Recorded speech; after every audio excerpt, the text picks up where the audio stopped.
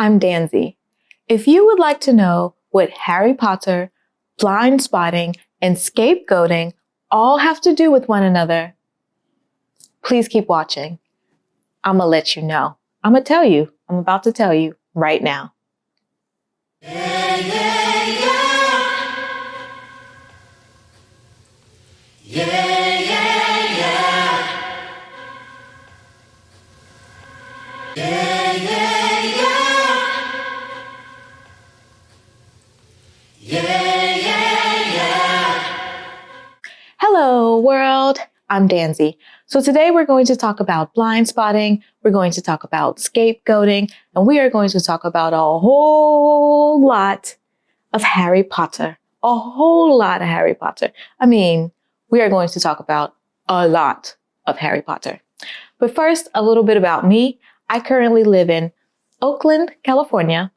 I have until recently spent most of my professional life since 2011 working in humanitarian protection. That means I focus on protection of refugees and asylum seekers who are coming to the United States in search of safety. So I have spent a lot of time and energy contemplating persecution and discrimination. But it was only because of a recent experience that I found myself thinking about how does discrimination, blindspotting, scapegoating, and Harry Potter all connect with each other? Before we talk about it, let's define some terms. Yeah, yeah, yeah. Yeah, yeah, yeah. So what is blindspotting? What is scapegoating? I'm going to link 2 videos in the description box that I found useful in trying to define these terms myself. But let's start with blindspotting. If you have seen the 2018 movie Blindspotting with Daveed Diggs and Rafael Casal, or you have seen the Blindspotting television series on Starz, you probably understand a little bit about the term blindspotting. Try to remember your childhood field trip to the museum and seeing an artwork entitled Rubens' Vase. In this image, there are 2 faces looking at each other, both in one color, and a vase in between, always in a different color. When we look at this image, we see one image or the other, the faces or the vase, but not both at the same time. It takes a conscious effort each time we look at the image to remember that there is more there than what we instinctually see.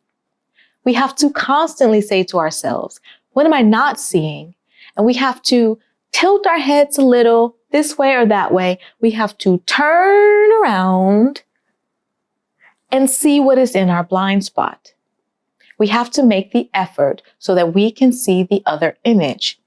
This is blindspotting in a nutshell. Yeah, yeah, yeah.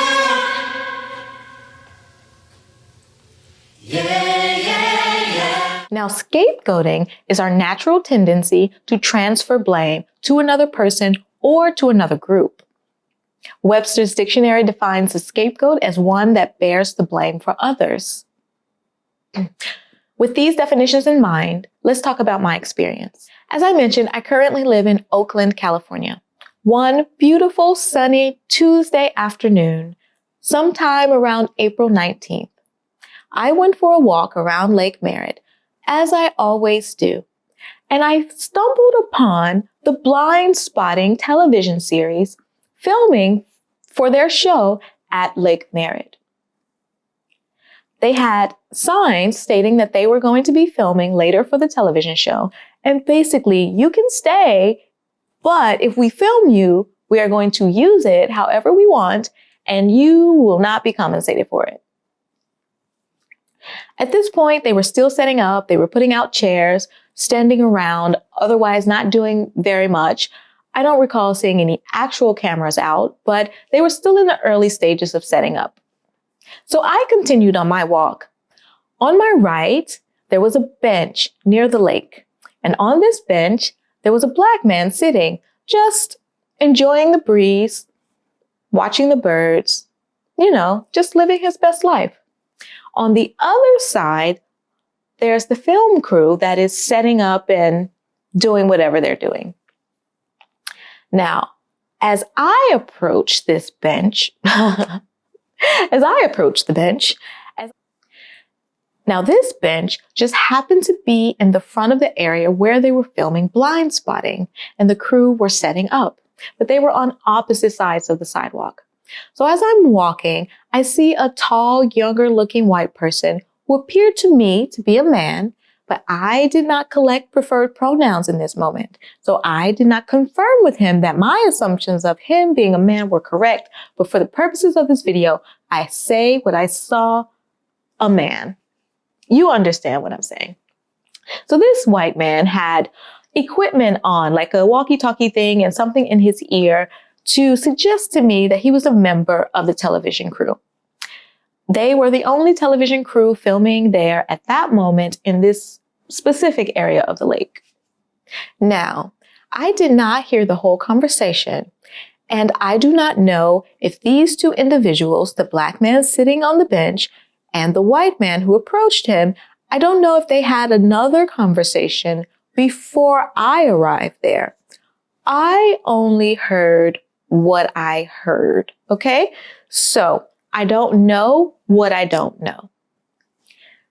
The black man is sitting there minding his business when this white person from the Blindspotting television crew comes to him and says, "We need you to move off of this bench." The black man then proceeds to say very calmly, "Why do I need to move?" Now, for people unfamiliar with Lake Merritt, it is a public place. It is a park. It is a lake. It is a place where everyone from the community comes to hang out every day, rain or shine, regardless of whether there's a television crew there or not. This is our backyard.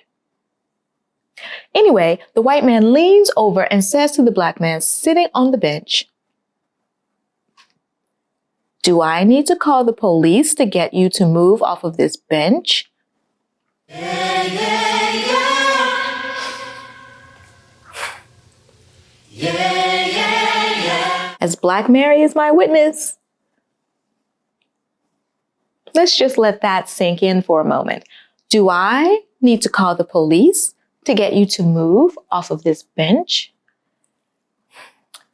I don't understand why a white person who works on a television show called Blindspotting would say to a black man sitting on a bench, "Do I need to call the police to get you to move off of this bench?" Now I slow down because I need to eavesdrop. I need to know what's happening in this conversation. And then two things popped into my mind. One, what do I do, if anything? And second, if I try to say something or intervene, would that do more harm than good? Would it escalate the situation unnecessarily? I hear the black man say very calmly, "You can call the police if you need to, but I'm still trying to understand why I need to move." At this point, I look around, I don't see any police in sight, and I realize this white man is simply trying to bully this black man out of his God-given right to sit on a bench while black. But what was also clear to me was that this black man was very capable of voicing his own boundaries and of advocating for himself. He clearly did not need me. I felt my presence in this moment was not necessary. So I backed off and I continued on my destination. Now on the way home, I have to go by the same area. So I see the bench. It is there. It is empty. There are no police in sight. Both men have moved on with their lives and the incident appeared to have resolved itself. Let's not sugarcoat this here. White people know what they are doing when they utter the words, "Do you want me to call the police?" to a black person. And if they don't know what they are doing, they should be aware that this is a threat on a black person's life. I know what it means. If you live in America, you know what it means. If you are black, you definitely know what it means. He is essentially saying, you already know what's going to happen if the police show up, don't you? You know that they aren't coming after me, don't you? You know how the police like to shoot Black people, don't you?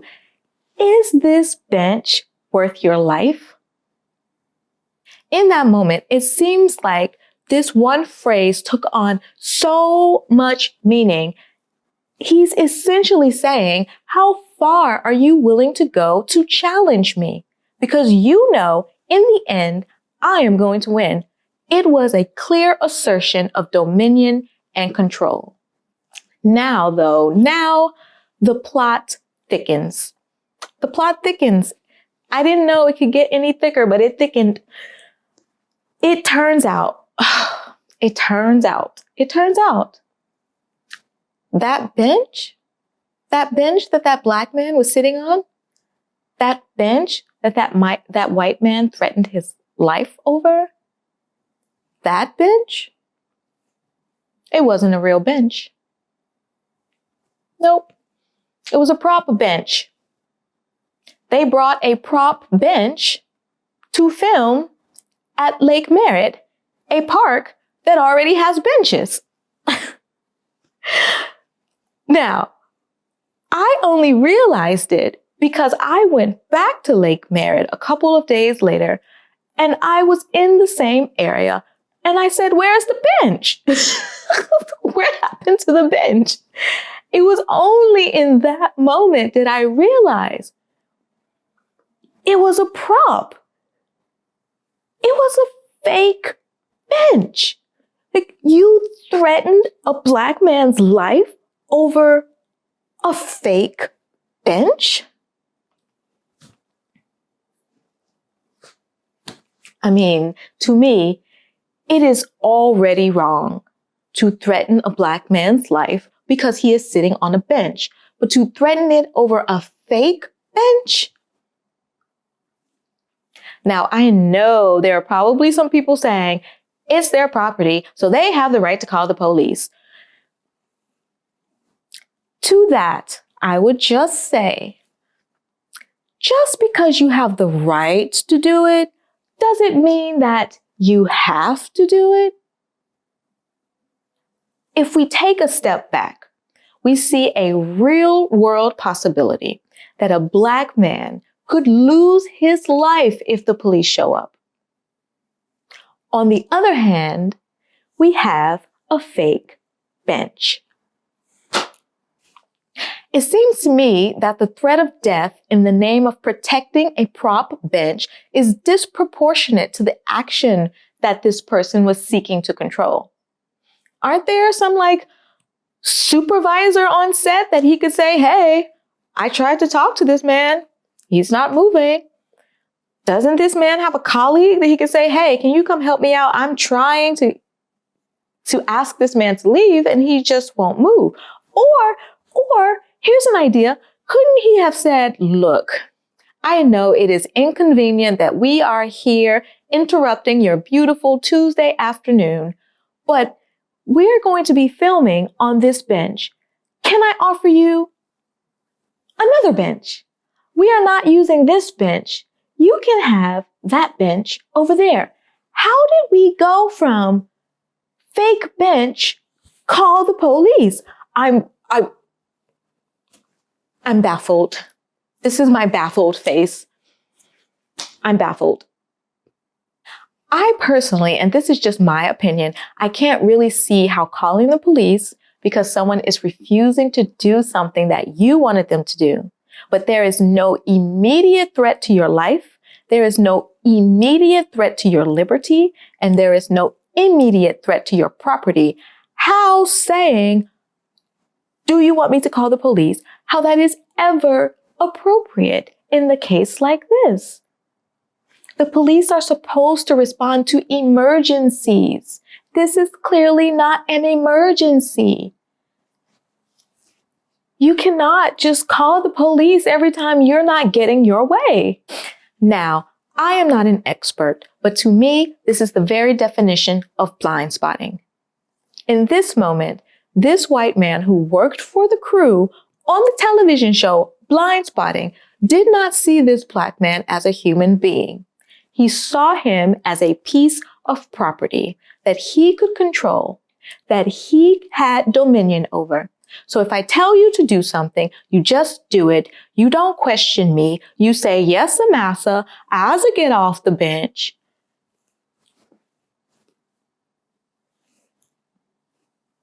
And if this black man did not do what this white man wanted him to do instantly, without question, then that was more than enough reason to threaten his life. In that moment, he did not see the faces. He only saw a vase.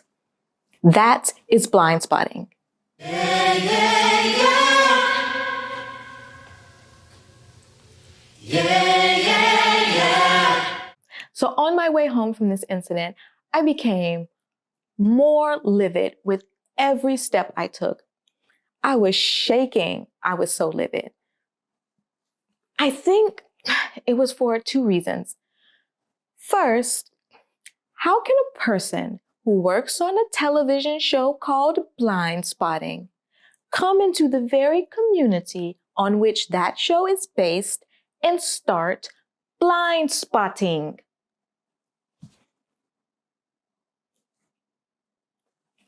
The other reason I think I was upset is because I realized I felt guilty in that moment for not doing more. I blamed myself. I scapegoated myself. When I told my friends about this incident, the first question that I got was, why didn't you film it?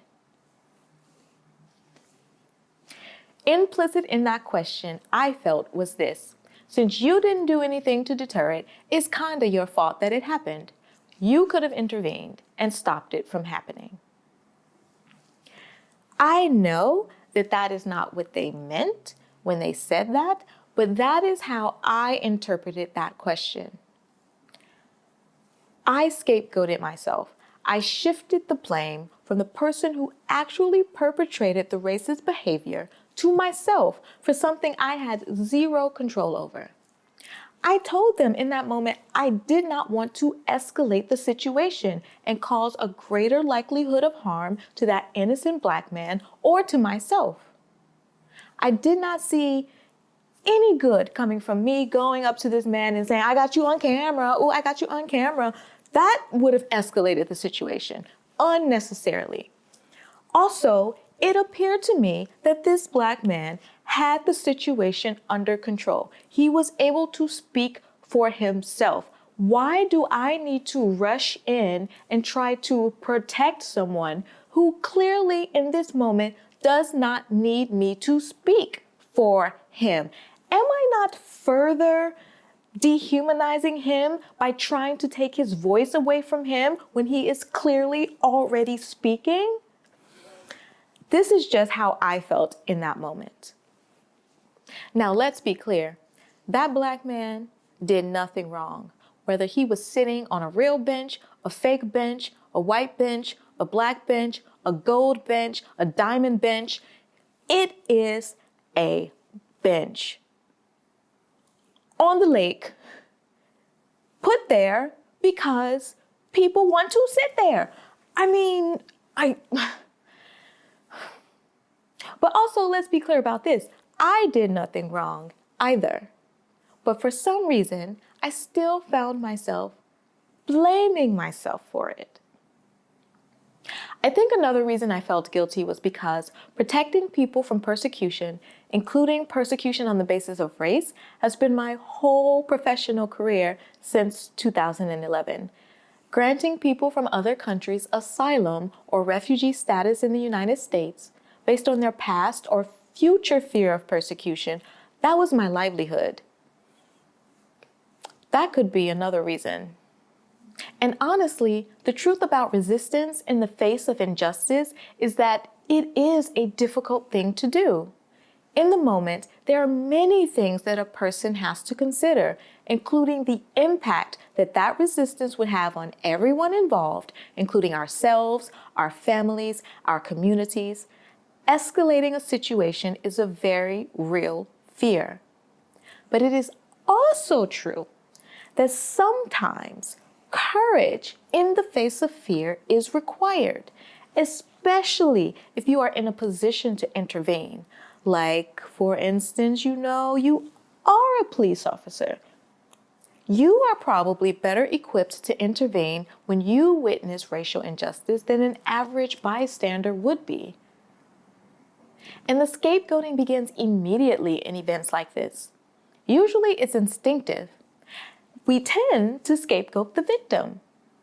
Did you find yourself thinking when I was telling the story, well, what did the black man say? Did the black man raise his voice? Why didn't he just move? He could have just gotten off the bench. Why didn't you film it? This is scapegoating. Everyone else is being blamed except the actual person who threatened a human being's life simply because he was sitting on a fake bench while black. So here's my question. Who brings a fake bench to a park that has benches? Is this like a Hollywood kind of thing?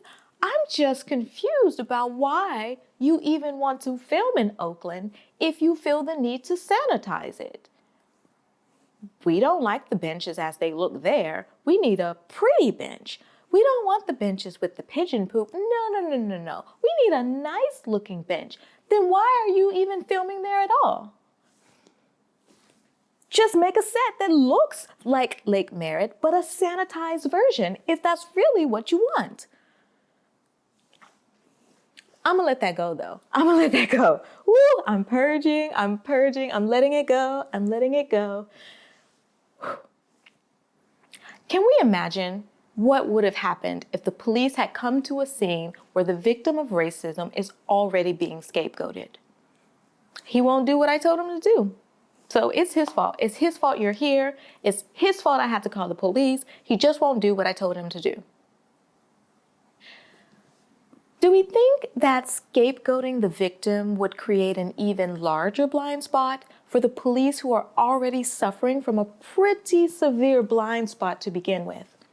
Would the police be able to see the faces of the victim as they appeared on the scene, or would they only see a vase, an object, something inanimate, something not human? And then they proceed to take said human's life.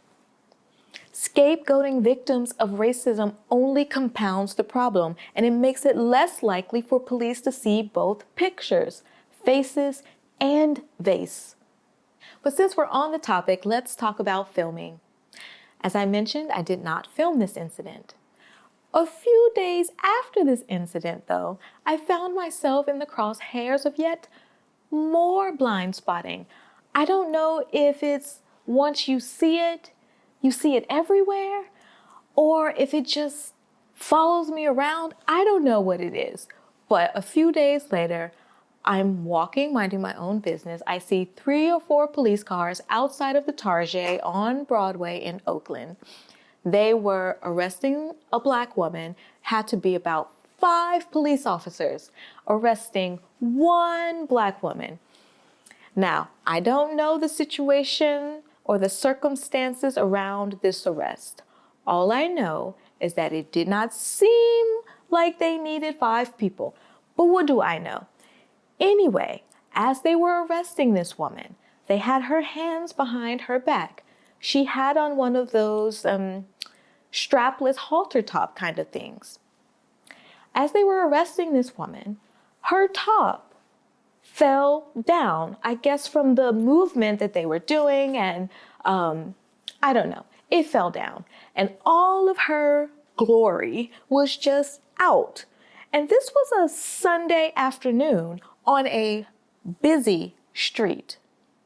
So I'm watching this from across the street, and I'm thinking, are they going to cover her or something? Now, do you think in this moment that those 5 police officers took a moment of kindness and said, let's just stop for a moment and see the faces. Here we have a woman whose breasts are exposed while she's being arrested. Could this be dehumanizing? Are we being insensitive here? Should we maybe say, how can we help you cover your boobs in this moment? Something. I don't know. Just a moment of kindness. Just a moment of kindness. I cannot help but wonder, did they see the faces or did they only see a vase? Just another Black woman being arrested. They don't see the human behind that arrest. Because if they had, they would have stopped one of them, and said, how can we be compassionate in this moment? Again, the thought crossed my mind, should I film this? I instantly said, no, no, I'm not filming this. In that moment, I felt that me filming this woman, while all of these police were already trying to strip her of her dignity, that me filming would only contribute to the loss of her dignity. The potential for further dehumanization of this woman convinced me not to film it. She did not consent to being filmed, and what impact would it have had on her if I had filmed her and then posted a video of her in this vulnerable moment? Am I further victimizing her? I just couldn't help but wonder, when we instinctively take out our cameras to record every instance of police brutality and misconduct or inhumanity, do we have a blind spot?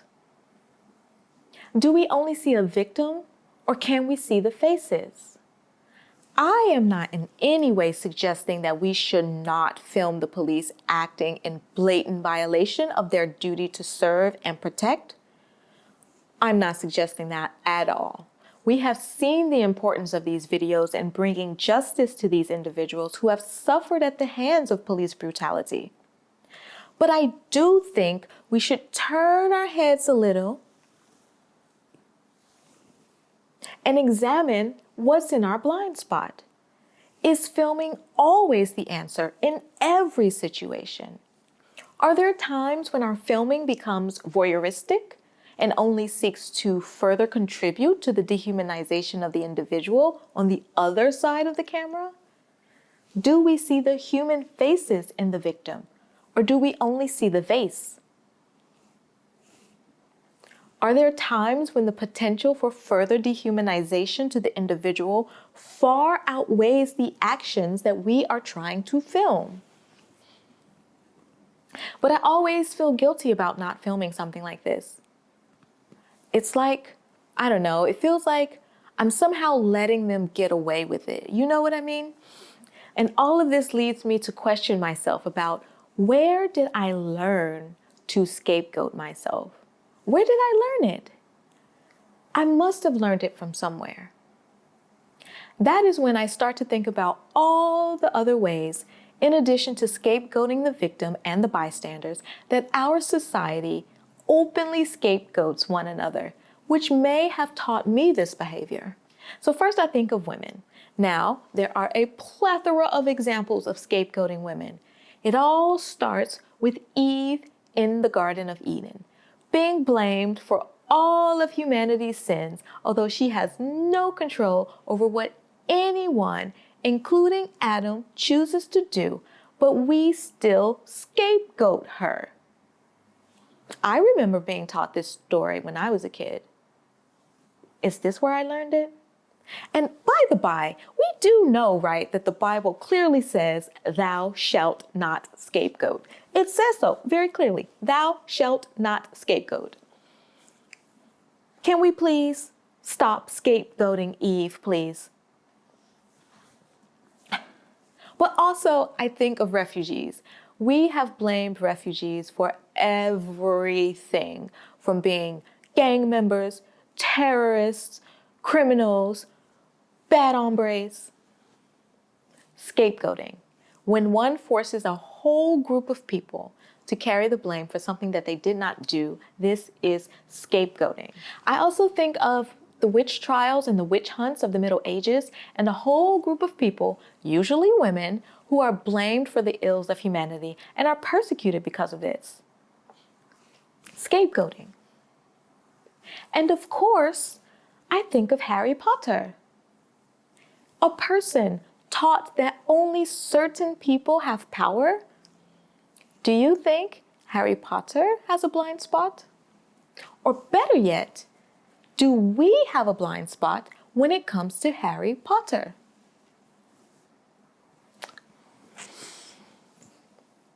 I'm just asking the question. I'm just asking a question. Yeah, yeah, yeah. Yeah, yeah, yeah. The Wizarding world as we know it, created by J.K. Rowling, is a mirror to our own world. Whether consciously or not, J.K. Rowling created a fantasy world that mirrors our own reality, even down to the racial segregation. I can only tell you what I see, people. I tell you what I see. I didn't write the book. I tell you what I see. Now you might say, Danzy. No, there are Black people in the Wizarding world, so how can it be segregated on the basis of race? Well, to that, I would say, first, we need to understand the definition of race and understand that race is not only defined by a person's skin color. That is the arbitrary marker that we use here in the US, and other countries may use this marker, but there are places where everyone has the same skin color, but they still have racial distinctions. For example, Nazi Germany. Nazi Germany used physical features, religion, culture, to define their racial group. And some other places use language, some use family lineage, and some use a combination of all of the above. So the color of one's skin is not the only way that race is distinguished. In the case of J.K. Rowling's Wizarding world, they use a person's magical status at the time of birth, what I call wizards from the womb. Just like the race structure in Nazi Germany, the Wizarding world race structure focuses... Sorry. Did you ever think you would hear someone utter that phrase? Just like the race structure in Nazi Germany, the Wizarding world. Okay, I digress. Whew. Just like the race structure in Nazi Germany, the Wizarding world race structure focuses on inherited characteristics that cannot be changed. If you are born with this particular characteristic, in this case, magic, then you are a wizard.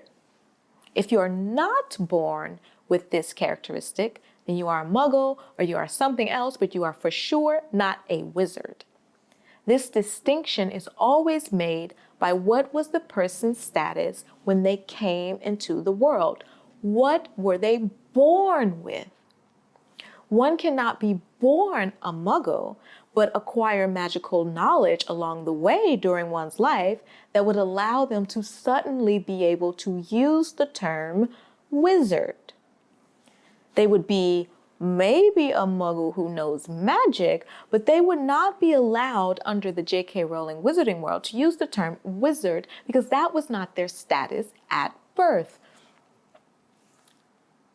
Now, you cannot tell me that that does not sound familiar to something we have seen in the real world. I mean, I immediately think of sex and gender. I don't know what you think about when you hear that, but that's what I think about. All right, let's continue our examination. So in examining the Wizarding world as our mirror, it allows us to examine ourselves as a society. It allows us to create a safe space or container where we can discuss these really complex social issues openly without being defensive. We can meet in this world and we can examine our beliefs, our actions, and our inactions, all by looking into our mirror called the wizarding world.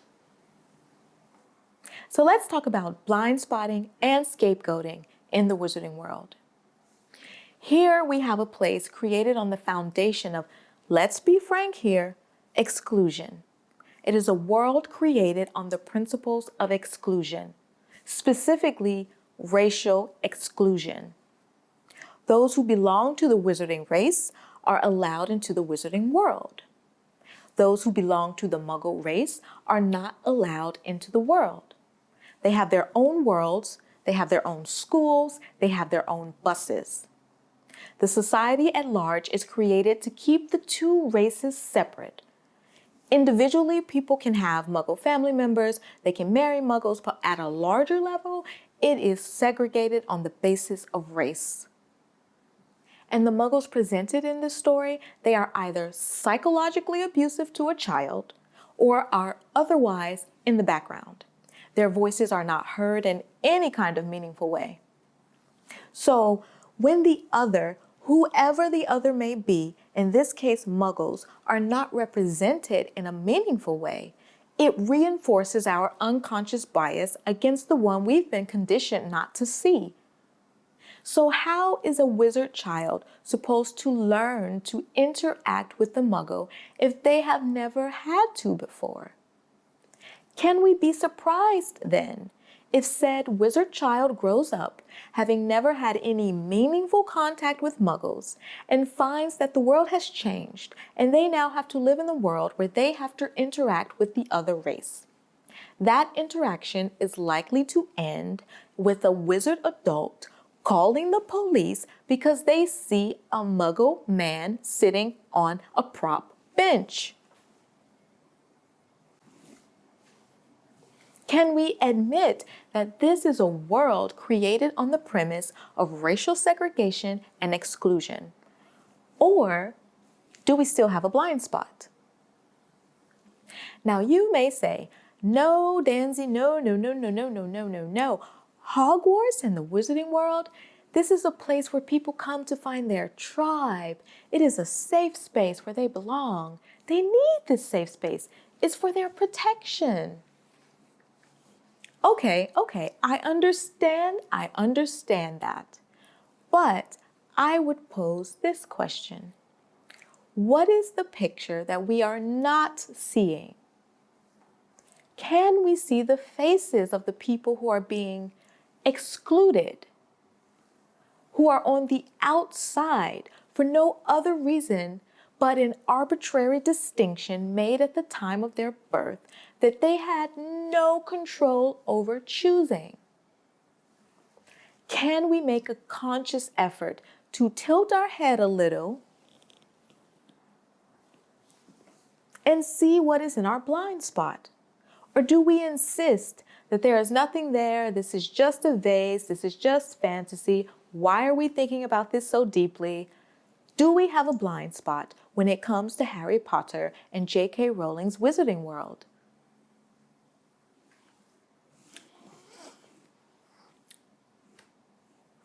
I just posed the questions.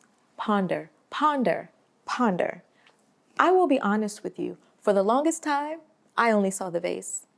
I thought, ooh, isn't it nice? I'm a Ravenclaw. I found a place where I belong. This is my tribe. Well, actually, I'm a Ravenclaw during the full moon, but I'm a Gryffindor during the new moon. I am face and vases, people. No, that's not right. I am vase and faces. I am vase and faces. I am both. Why do I have to choose? Why should I have to choose between one house wherein I clearly fit into two? I'm a Gryffindor. Can you make me a sweatshirt that says Gryffindor, please? Thank you. It was only one day when I was thinking about the Muggles on the outside, the people who were being excluded, and then I realized, wait a minute. Am I? I'm the Muggle, right? Hold on. Wait, no. I can't be in Ravenclaw because I'm not even allowed in the school. I'm the one on the outside. I'm the muggle in this situation. I mean, how many years, decades did it take me to realize, hold up, no, I'm the one being excluded from the world. I'm on the outside. It was only when I saw myself as a muggle, only when I could completely see myself in the other, in the person being excluded, that was when I saw the faces. It required me to make an effort to put myself in the other person's shoes. And then I saw the faces and I said, oh no, that for sure is racial segregation. No, no, no, no, no. No, no, no, no, no, no, no, no, no. I had a blind spot this whole time. So do you have a blind spot when it comes to Harry Potter?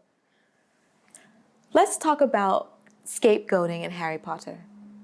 Remember that a scapegoat, according to Webster's dictionary, is one that bears the blame for others.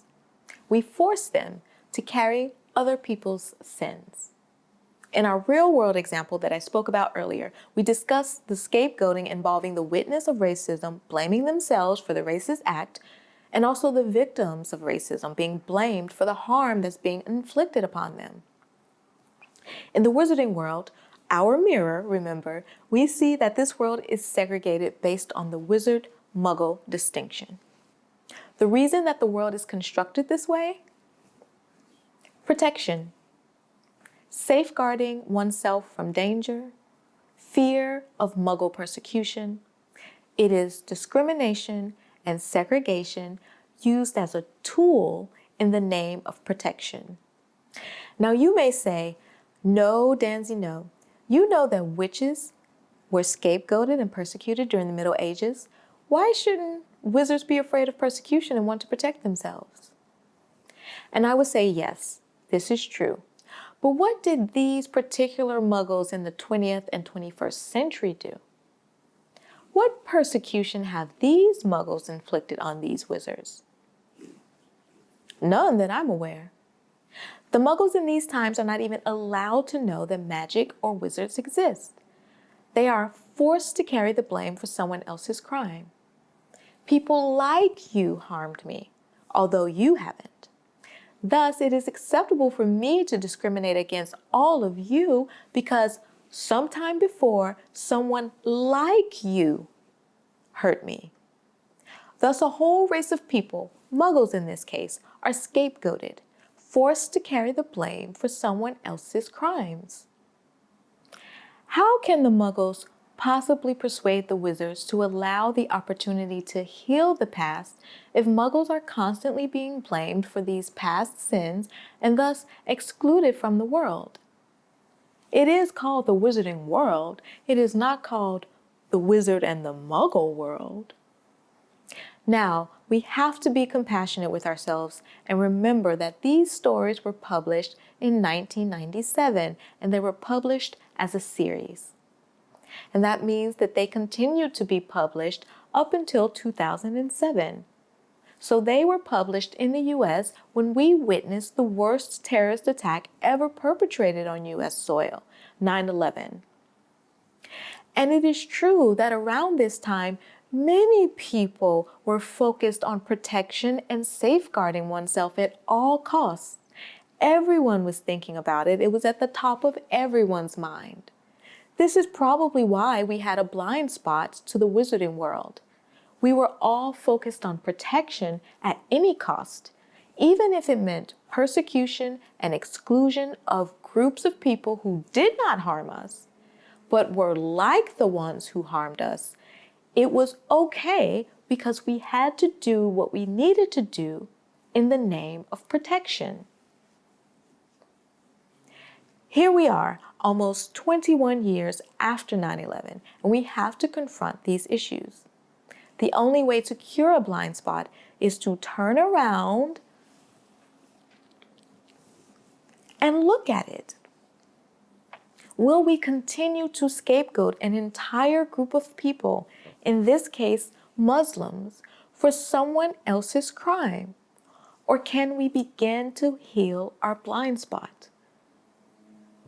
So we've talked about blind spotting and scapegoating in a real world example. We've discussed blind spotting and scapegoating in the wizarding world, which is our mirror that we are using for deep societal introspection here. But we cannot talk about these issues without discussing the huge elephant in the room, blind spotting and scapegoating from the creator of the wizarding world, J.K. Rowling. Now, let me state very clearly here, I am not advocating for canceling anyone. I am not advocating for canceling anyone. I am not advocating for canceling anyone.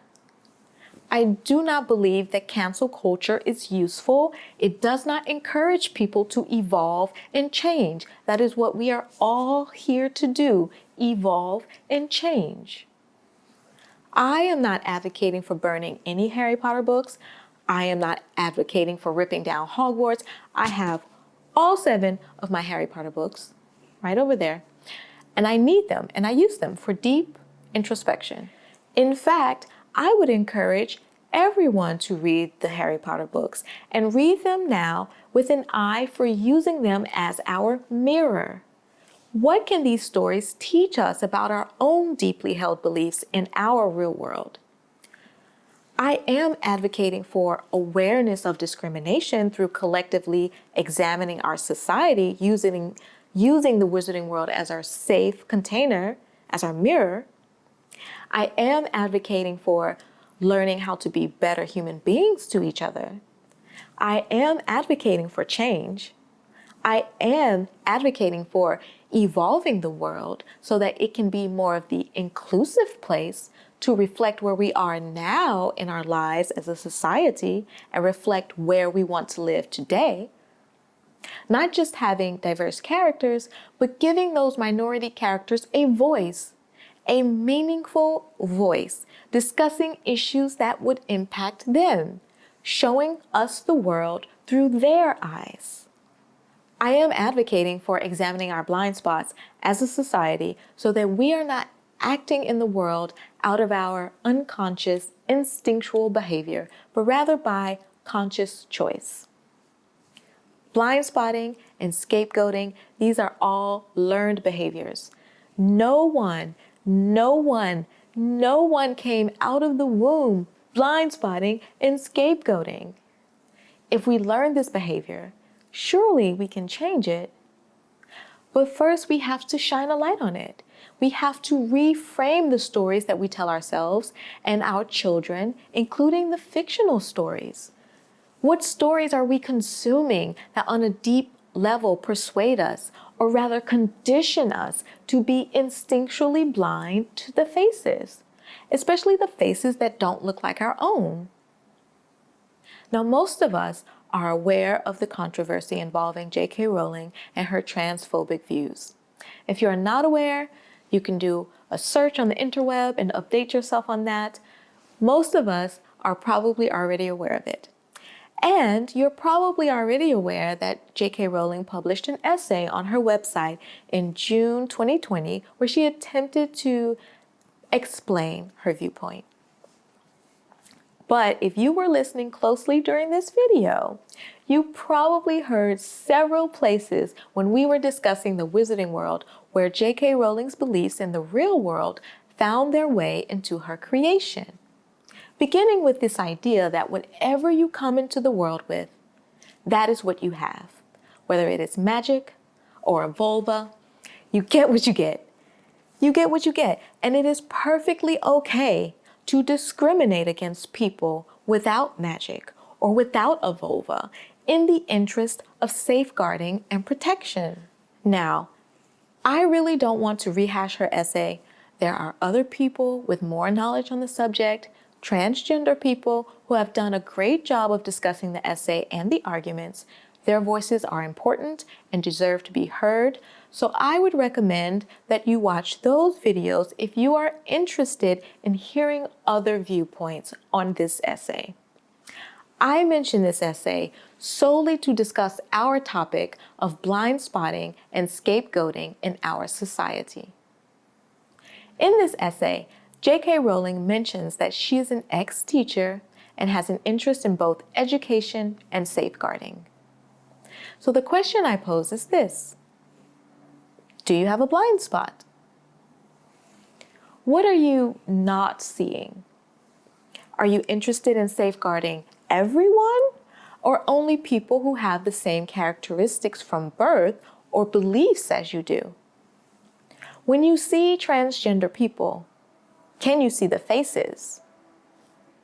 Or do you only see the fact that they are not natal girls or natal boys? Are you blind spotting transgender people? Also in her essay, she discusses her very personal and deeply traumatizing experiences of physical and sexual abuse. She also mentioned that she was interested in MS research, and she has spoken before about losing her mother to MS. These are very real traumas.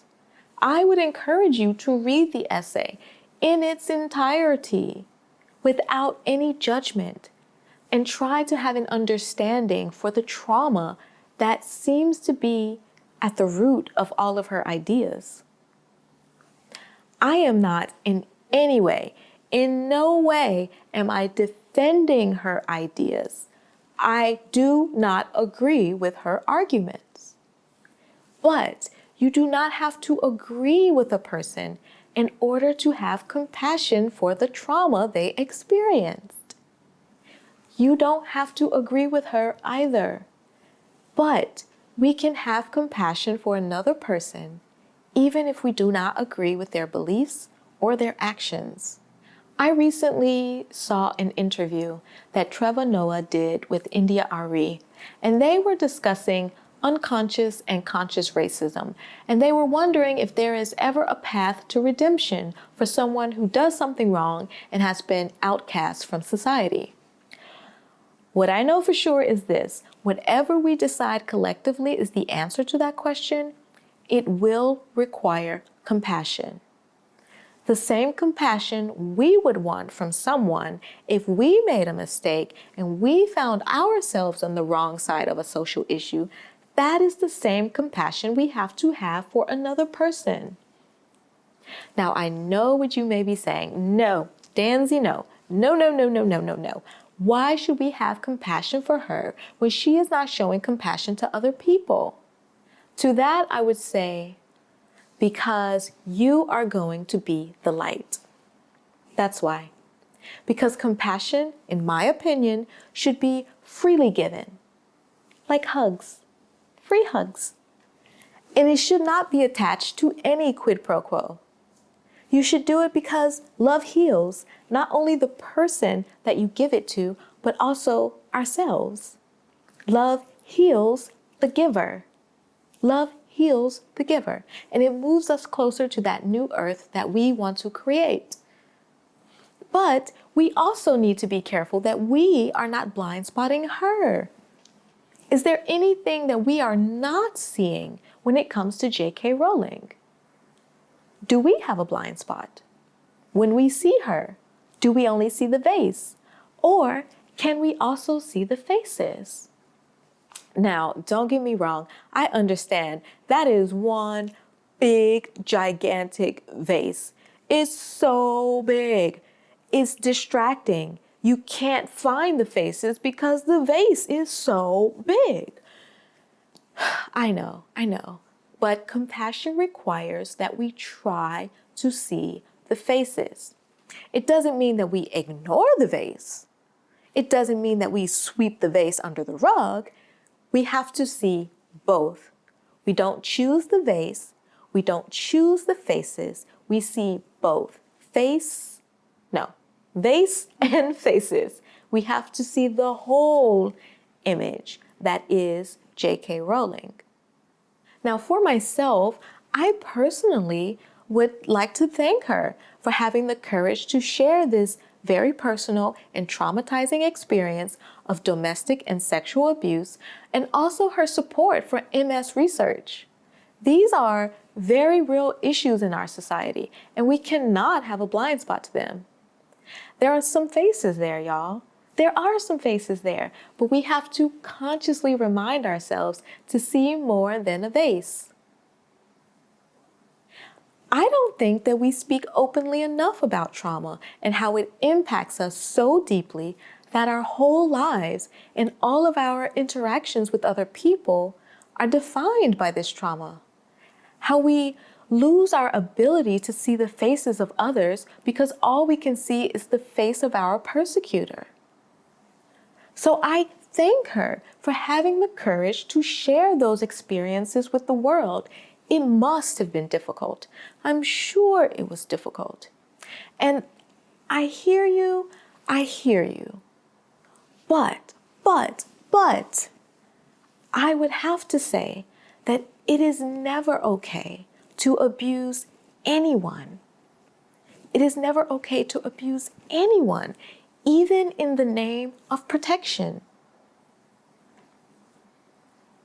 We have to always be conscious of whether we are scapegoating an entire group of people, in this case, transgender people, forcing them to carry the blame for someone else's crimes.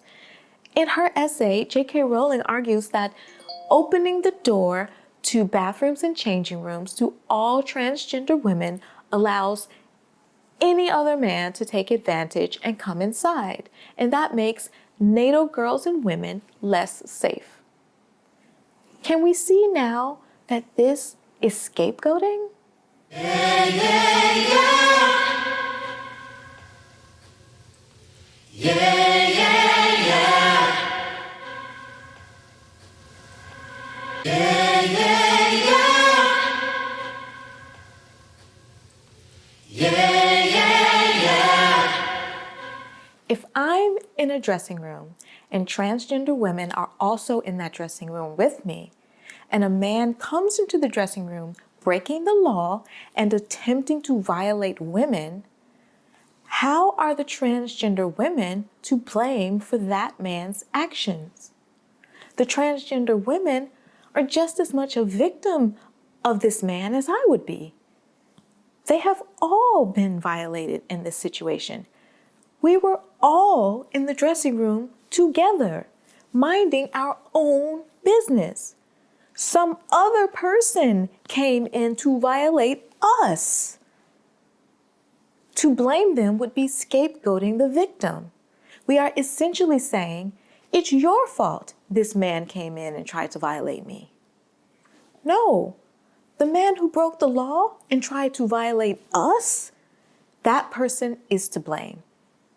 We have to be aware of when we are scapegoating an entire group of people for someone else's crimes. So here we are again, exclusion in the name of protection, discrimination in the name of protection. It is still discrimination. It is wrong. Regardless of the reasons you may have for doing it, it is wrong. Do we still have a blind spot? We see the need to protect and safeguard ourselves using any means necessary, up to and including taking other human life. But what are we not seeing? We are not seeing the discrimination and the persecution that is on the other side of the coin that we call protection. We see the vase, but not the faces. And we have chosen the most random of reasons to discriminate against people. What color was your skin when you came into the world? That's an arbitrary distinction. What sex organ did you have when you came into the world? That's an arbitrary distinction. What nationality did you have when you came into the world? Again, another arbitrary distinction. Now, all of us, myself included, we have been conditioned to be instinctually blind to the faces. We all have a blind spot. And being unaware of our blind spot, we start scapegoating other people to make ourselves feel safe. Friends, we can never hope to eliminate discrimination on any basis: race, class, religion, nationality, gender, sexual orientation, political opinion. We cannot hope to eliminate discrimination until we first become aware of our blind spot. And we have to consciously make an effort every single day to turn our heads, hi Mary, and see what is it we are not seeing in each other. Frederick Douglass said in his 1869 speech called Composite Nation, "A smile or a tear has no nationality. Joy and sorrow speak alike in all nations, and they, above all the confusions of the tongue, proclaim the brotherhood of man." So here we are. It was a long walk, but we made it. We made it. Walking is good for us. Walking should be our spiritual practice. We have gone from blind spotting and scapegoating in Oakland all the way to Hogwarts and Scotland, and here we are back again in Oakland. Thank you for coming on this journey with me. Now I would just like us to speak about what I think we can do going forward to address these issues that we discussed today. I think what we are doing now, creating a safe space, emphasis on the safe space, without shaming, without blaming or criticizing, where we can openly discuss and debate these issues, is so important. This is why I think fantasy worlds are useful, because it gives us that safe space, that container where we can discuss these issues openly without shame and without fear. It is also my opinion, and this is just my own personal opinion for whatever it's worth.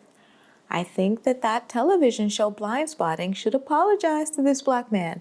I don't know him, but that should not stop you from apologizing, and also apologizing to the whole Oakland community for the way that they came into our home and tried to make us feel unwelcome, even though we live here. And I can't really speak for anyone else. I should say I felt unwelcome in that moment, because this is real life for us. I would also advocate for a blind spotting training. People who work on a television show called Blindspotting should really know what it means, what it looks like, and how to be aware of their own actions when they are out in the community filming this television show. Filming in Oakland, you are going to come into contact with Black people. So teach your crew members how to see both pictures, the vase and the faces. And full disclosure, I have never seen the television show Blindspotting, but I have seen the movie, and I would highly recommend the movie. It is pretty darn good, pretty darn good. I would also recommend that you watch it while reading your Harry Potter books, because it's a good exercise to see if you recognize things now that you were instinctually blind to before. Read the story now that you hopefully have transformed eyes. Honestly, I think we all need a blind spotting training. We all do it. We just aren't aware of it until someone points it out to us. Lastly, this is what I learned personally from the whole experience. I have to let go of scapegoating myself. But I cannot believe that this is something unique to me. All of us do it. Any person or group that has been oppressed, all of us have to learn to let go of scapegoating ourselves. We are not to blame. We are not responsible for other people's actions against us. And just because we witness discriminatory and racist actions, it does not mean that we have control over those actions. That person who engaged in that behavior, they are responsible for their own actions. We have to learn that our voices are enough. Our voices are powerful. Yes, video is nice. If it is safe to take a video and that video does not further escalate the situation and that video does not dehumanize the person being victimized, yes, you can have a video. But just because there is no video does not mean that it did not happen. Our pain is real. Our trauma is real, and we can still use our voices to tell our stories. Okay. I know I hear you. I can hear you saying, Danzy, why do you insist on dissecting Harry Potter? Really? Do we have to really go this deeply into Harry Potter? Yes, we do. Yes.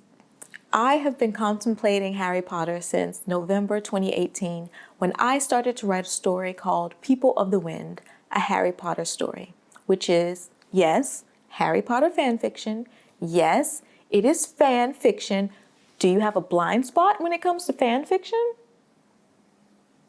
Carl Jung tells us that the Philosopher's Stone is always found in the dung heap. It is that rejected place, that place that we consider so disgusting we are not even interested in going there. We are not about to get our hands dirty. But what else are we not seeing? I wrote this story because I wanted to reframe the stories that we tell ourselves, that we tell our children, that we sell to our community. I wanted us to unlearn what we had been taught about only certain people having magic, and by extension, only certain people having the power to change their world. I learned through the course of writing this story that I do have power. I am also a wizard. My magic may look different from Harry Potter's magic, but it is just as powerful. I do have the power to change our world, but it is not something that I can do by myself.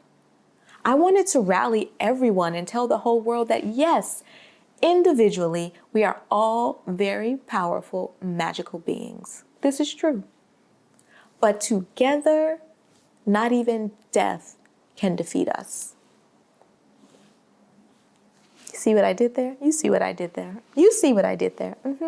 There's a poster in Oakland that I see all the time that says, the role of the artist is to make the revolution irresistible. This is one of the reasons why I love living in Oakland. People always have negative things to say about Oakland, but are you blind spotting us? What else is there that you are not seeing? Can you see the faces? Can you see the faces? Oakland for me is my Hogwarts. It's where I found my magic being my voice. And I'm learning how to use my magic, my voice, in service to something greater than myself, inspiring us to change the world we live in by just having a little more compassion and by believing in our own magic. I want to inspire us to transform our fear into compassion, but I can't do that by myself. One person does not a revolution make. Together, though, a strong, unified voice is far more powerful than any elder wand. It can vanquish fear. It can awaken hope. I want to form my own Dumbledore's army. But I think I need something cool, something hip, something Oakland. Let me think. Dumbledore's army. I'm going to call it Delta Alpha. Yep, that's the name of my movement, Delta Alpha. It's good, right? It's good.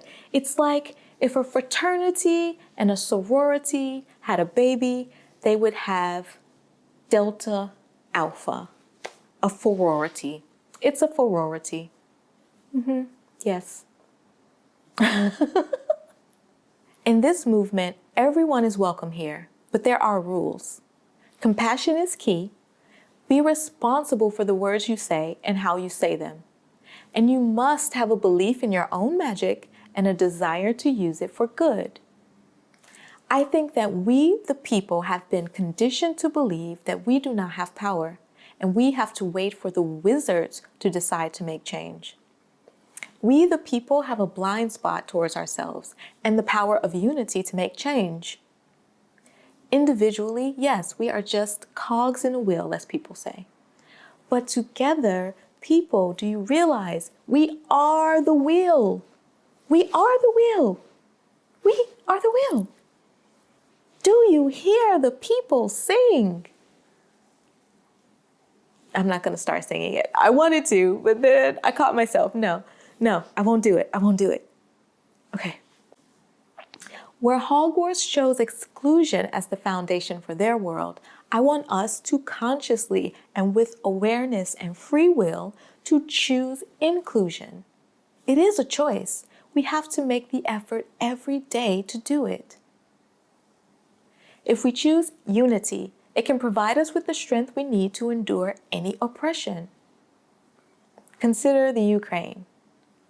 In the Ukraine, we see the power of unity. Had they not been united against their enemy, they would not have been able to resist as long as they have. But they've already had a successful revolution. So they know the power of unity. They know that if they stick together, they will succeed. They know this because they've already done it. They believe in the magic of unity. If we choose unity for ourselves, it would give us the confidence that we need to do what we know needs to be done. We can do what we know needs to be done. To move towards that quest of releasing that which is no longer serving us, that alchemical death. And it would allow us to heal the wizarding world and ourselves by extension. And we can all build up more compassion within ourselves through this healing process. This is my hypothesis. I think it'll work though. So this is why I spent 3.5 years of my life, 3.5 years, 3.5 years of my life writing a Harry Potter story. I believe in the power of story to persuade us to change our deeply held beliefs. But also, I want to be the Jordan Peele of fan fiction. I can do it. I have goals. Let me dream. Let me dream. Can I dream, please? Can I dream, please?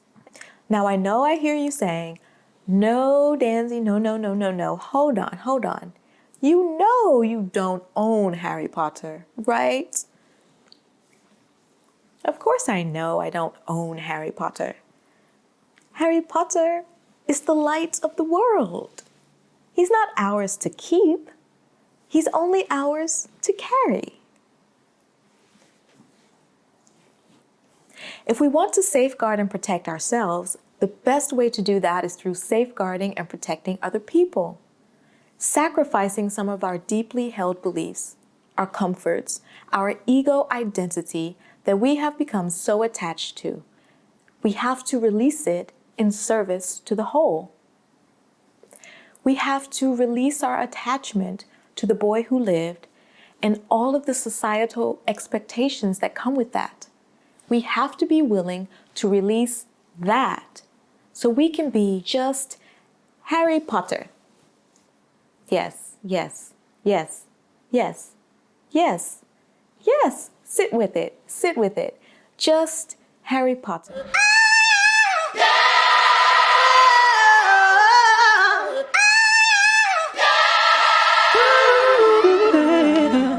Yes. Come on. Hear me out, because I can hear you. No, Danzy, no. You said what now? Girl, what you talking? Okay.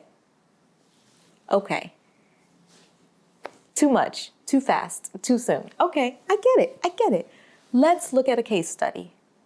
Let's look at Harry Potter's older yet equally distinguished cousin, the Batman. I know, right? What does Batman and Harry Potter have to do with each other? Well, they actually have many things in common. They were both young boys whose parents were killed by acts of evil, and then the orphan boy spends his life trying to protect others from the evil that he experienced. They both had wise old men as mentors. They both groomed child soldiers. Robin, yes, child soldier. They both openly committed crimes in the name of protection. Come on now. You know that's true. And they are both at a critical point in their lives when they have to face a choice. The boy who lived or just Harry. the Dark Knight, or just Bruce. Both of these characters are suffering from some pretty serious trauma that they have yet to address in any kind of meaningful way. And thus, this trauma is at the root of all of their choices and their deeply held beliefs. So do they save the world or save themselves first? It may sound selfish to us, save yourself first. You may say, no, Danzy, no. If someone else is in need, I'm going to help them and I don't care about myself. Look, there is a reason that they tell you to put on your oxygen mask first before you try to help someone else. If you have no oxygen mask and you are about to pass out and you want to try to help me, you are going to do more harm to me than good, and you're going to end up killing us both. You have to be full before you can offer me any water from your cup. If your cup is empty, what are you pouring into my cup? Air? We must take the time to go refill our own cups until they runneth over with water. And then you can offer me some water. And I will gladly accept water because I love water, especially if it is rainwater. Sparkling rainwater. Oh, yes. I don't know what you've heard about people in Oakland, but we are bougie AF. I don't know what they told you, but we are bougie, okay? If you want to give me water, please bring me sparkling rainwater. Thank you.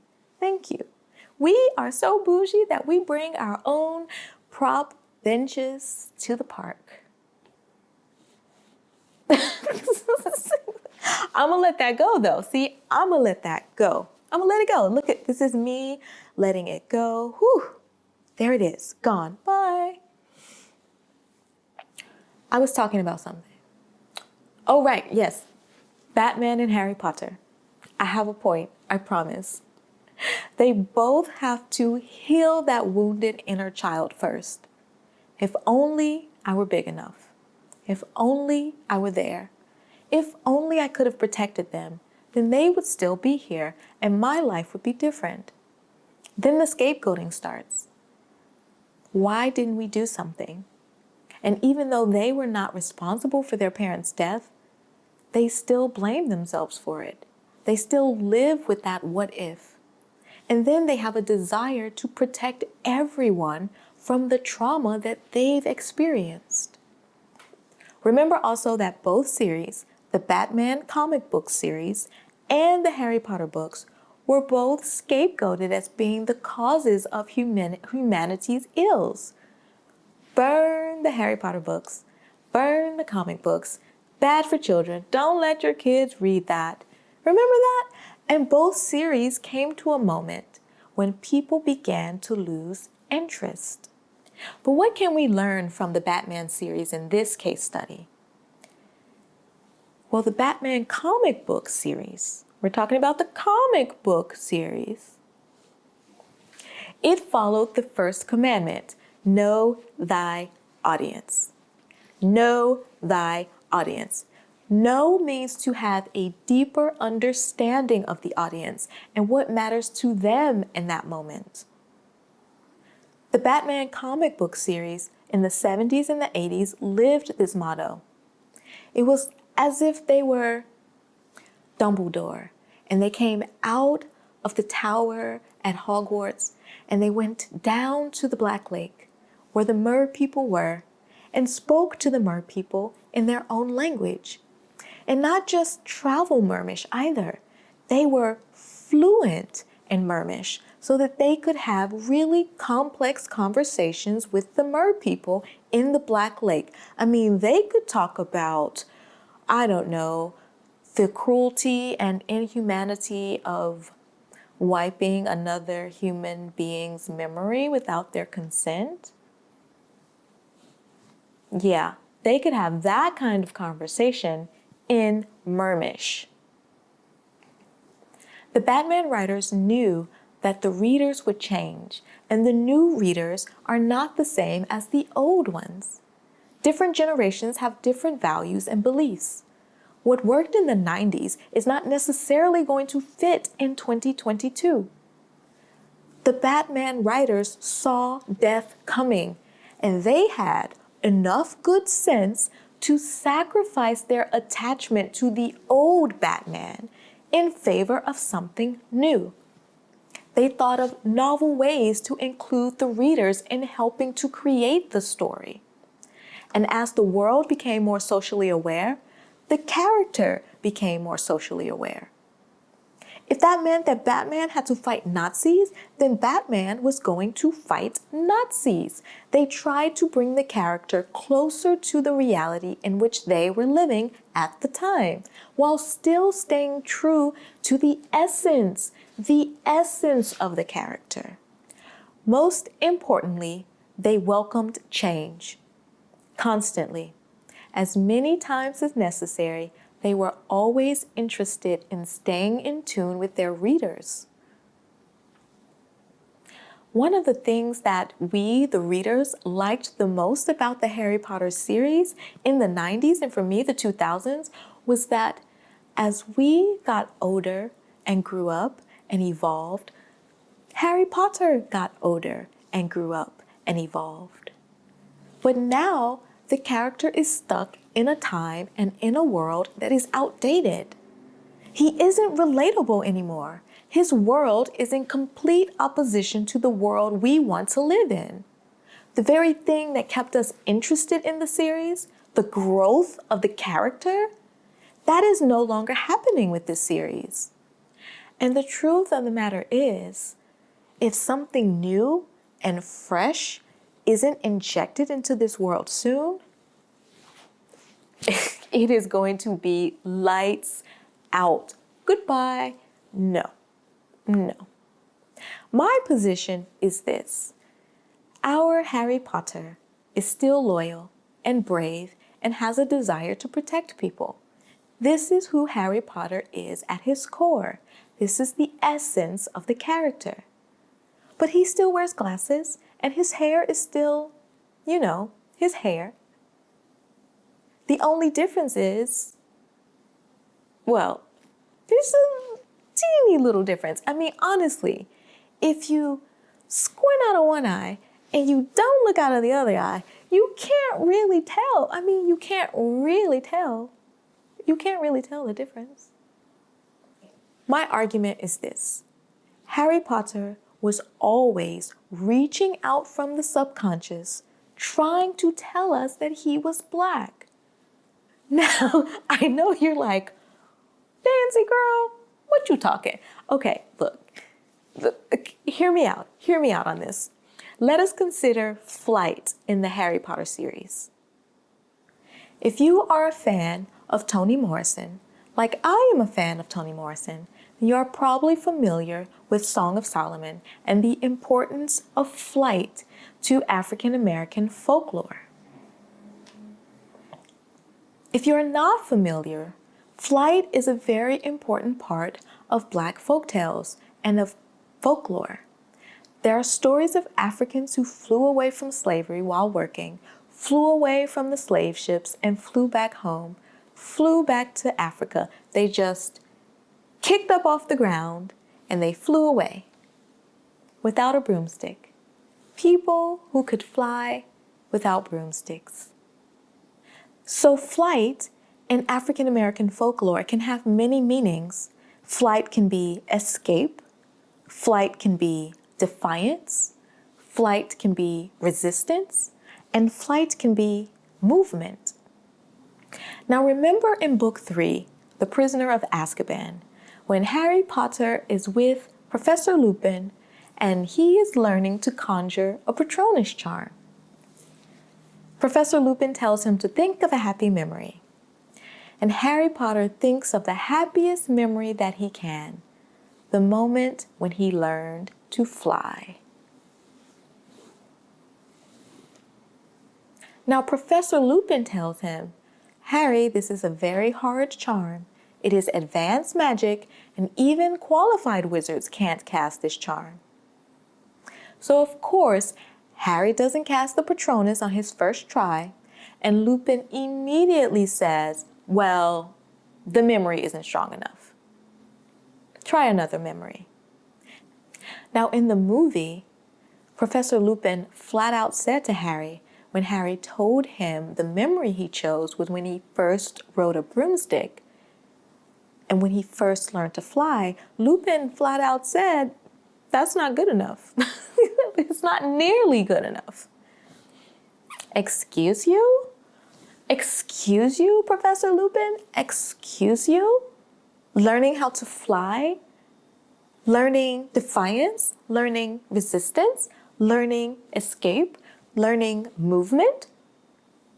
Learning how to fly is not nearly good enough? I beg to differ. I beg to differ. So instead of honoring his memory and working with that, he says, oh no, that won't do. You need a better memory. And in that moment, Harry Potter is telling us something about himself on a deep level, on an ancestor level. His ancestor magic was trying to emerge, but rather than acknowledging the importance of all forms of magic, this form of magic was ignored by his teacher. It was dismissed like it was nothing. What impact, I wonder, does it have on children when no one validates their magic? If no one, including a teacher, won't validate the magic of a child when they see it, then that magic will become repressed, won't it? Every now and again, it might try to make an appearance to get their attention, and it might say, hey, I'm still here. Do you remember me? So recently I saw a concert of India Ari at a festival, and during that concert she told a story. She was singing, and a teacher said to her, and that small little, like yummy, that sounds good, that small little, showed an interest in her magic, which may have been different than the mainstream magic. It was a soul magic, not a pop magic, but it was still magic. That small validation by the teacher changed her life. We have this tendency that when we see something that challenges our core beliefs, we want to dismiss it as nothing. Yeah, yeah, yeah. Yeah, yeah, yeah. Yeah, yeah.